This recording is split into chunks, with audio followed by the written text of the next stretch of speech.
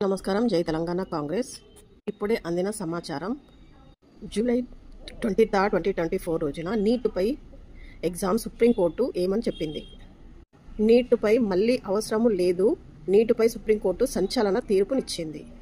Neat పరీక్షలపై supreme court సంచలన తీర్మానం ఇచ్చింది. నీట్ పరీక్షలు మరొకసారి నిర్వహించాలని అవసరం లేదని చీఫ్ జస్టిస్ డివై చంద్రచూడ్ నేతృత్వంలో ధర్మాసనం తెలిపి చెప్పేసింది.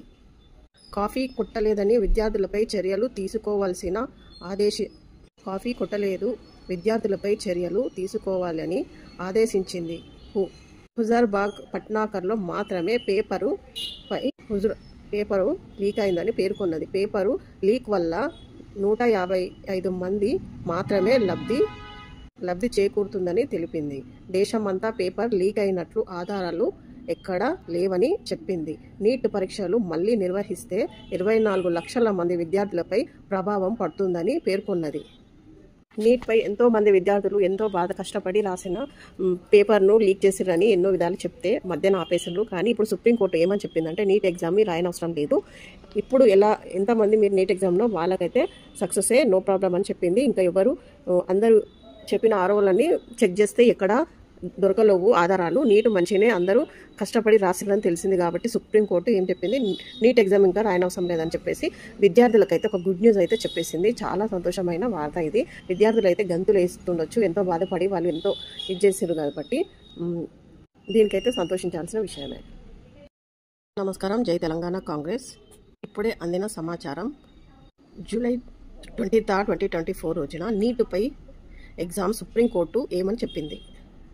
నీట్పై మళ్ళీ అవసరము లేదు. నీట్పై సుప్రీంకోర్టు సంచలన తీర్పునిచ్చింది. నీట్ పరీక్షలపై సుప్రీంకోర్టు సంచలన తీర్మానం ఇచ్చింది. నీట్ పరీక్షలు మరొకసారి నిర్వహించాలని అవసరం లేదని చీఫ్ జస్టిస్ డివై చంద్రచూడ్ నేతృత్వంలో ధర్మాసనం తెలిపి చెప్పేసింది. కాఫీ కొట్టలేదని విద్యార్థులపై చర్యలు తీసుకోవాలని ఆదేశించింది. హుజూర్బాగ్ పట్నాకర్లో మాత్రమే పేపరు లీక్ అయిందని పేర్కొన్నది. పేపరు లీక్ వల్ల 155 మంది మాత్రమే లబ్ధి చేకూరుతుందని తెలిపింది. దేశమంతా పేపర్ లీక్ అయినట్లు ఆధారాలు ఎక్కడా లేవని చెప్పింది. నీట్ పరీక్షలు మళ్లీ నిర్వహిస్తే 24 లక్షల మంది విద్యార్థులపై ప్రభావం పడుతుందని పేర్కొన్నది. నీట్పై ఎంతో మంది విద్యార్థులు ఎంతో కష్టపడి రాసిన పేపర్ను లీక్ చేసిరని ఎన్నో విధాలు చెప్తే మధ్యన ఆపేసారు. కానీ ఇప్పుడు సుప్రీంకోర్టు ఏమని చెప్పిందంటే నీట్ ఎగ్జామ్ని రాయనవసరం లేదు. ఇప్పుడు ఎంతమంది మీరు నీట్ ఎగ్జామ్లో వాళ్ళకైతే సక్సెసే, నో ప్రాబ్లం అని చెప్పింది.